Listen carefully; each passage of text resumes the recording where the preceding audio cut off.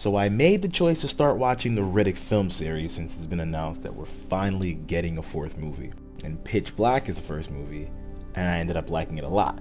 It's a simple action horror movie with charm, interesting characters, and a good starting off point for the character of Riddick. Now, low-key, I couldn't wait to watch the second movie. This was the one people have the most fondest memories of. They've seen it on cable growing up all those years ago, from what I've been told. So imagine my surprise, finally getting to see this movie and having it turned out to be mid. Disappointing, a letdown, overlong, nonsensical, meandering, time-wasting. Come on, man. I deserved better. Riddick deserved better. Kara deserved better.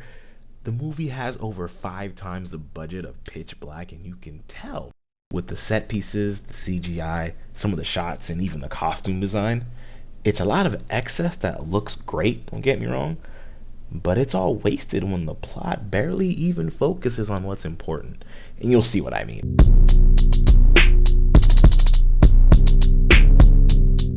This movie starts off with a time skip. 5 years after the first movie, Riddick is on the run from some mercenaries led by a man named Toombs, one of the few small saving graces of the movie. He's this idiot merc dude that keeps trying to capture Riddick, and even when he does, he constantly gets one-upped by Riddick, which at least gets a chuckle from your boy every so often.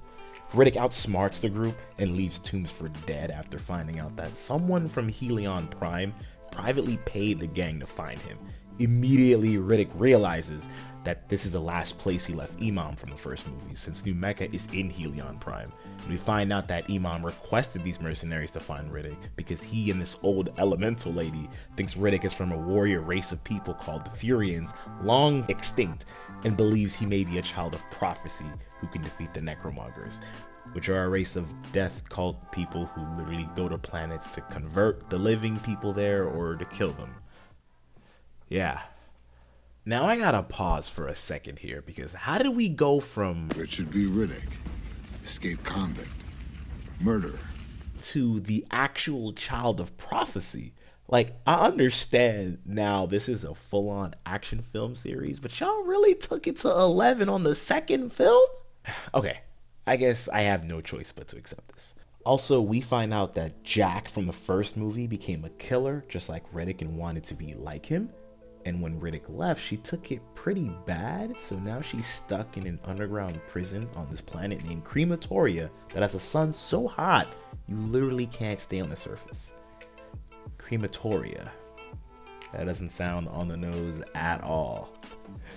Anyway, New Mecca is attacked, Imam dies. Rest in peace to Keith David, you're a real one. He went from being a black dude surviving the horror movie to the black dude that dies in this one first. We love to see it. Riddick gets captured, avenges Imam by killing their strongest warrior, and the necromongers find out through mind hacking that he is indeed a Furian. Furian survivor. And the Lord Marshal starts tripping. Where does he come from? Who are his people? These are the things I need to know. So they want Riddick dead. Necromongers have a rule that they live by, stating, You keep what you kill. but of course you can't kill that which has plot armor. You can capture him though.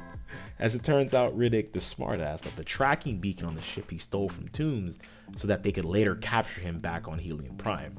So he escapes one shitty situation by getting into another one. Now, I'm gonna stop you right there. this movie's almost 2 hours long, and at this exact point in the movie, we're 40 minutes in. Everything about the trailers and the storyline is setting up for this gigantic battle between Riddick and the necromongers, like this prophecy states. A young warrior once consulted a seer and was told that he would die at the hands of a Fury, so he waged a private war on the planet Fury, killing all he could find. That massacre should have ended that, but now it seems one Furian had a knack for escape. But Riddick doesn't even come back to Helion Prime to do this until the last 15 minutes of the movie. What? What the hell is he doing all this time, right? Alright, Toombs wants money for Riddick. Conveniently decides to bring him to the prison in Crematoria, where Riddick wants to be anyway since he's looking for Jack. He plans to break out, leave the mercs behind, and escape the planet. So we're wasting more time just being here, even though we're going to be invested in the dynamic between Riddick and Jack because we care about both characters in the first movie. Long story short, runs into Jack, whose name is Kara now, and she's got abandonment issues. She's not too happy with our boy. They kind of sort of talk it out, and the story is also doing a back and forth between those two characters and the other two characters which are important, which are Dame Vaco and Vaco, aka Billy Butcher. They want to overthrow the current Lord Marshal and take the throne, since he doesn't seem to be too interested in choosing a successor right now. Billy Butcher, or should I say Vaco, has the physical prowess but lacks the drive to do what he needs to do. So his wife is always trying to push the envelope. Vaco is ordered to go out and kill Riddick, since the Lord Marshal is scared shitless that Riddick might actually be the man in the prophecy chosen to kill him. They decide to use this opportunity to climb the ranks. Back on Crematoria, we got Toombs and his team getting into a good little shootout with the prison warden and his boys when they find out that Riddick got taken from the necromongers, which means they're probably coming over here to pick him up. Now this creates an opportunity for everyone to get off this hellhole and get to the hangar before the next sunrise comes up and burns everyone alive. So now we got Riddick, Kira, and any other prisoner on Crematoria who already isn't dead trying to escape, which they almost do before Vaco and the boys come by and finish the job. And I have no idea why this whole fight is edited without any sound.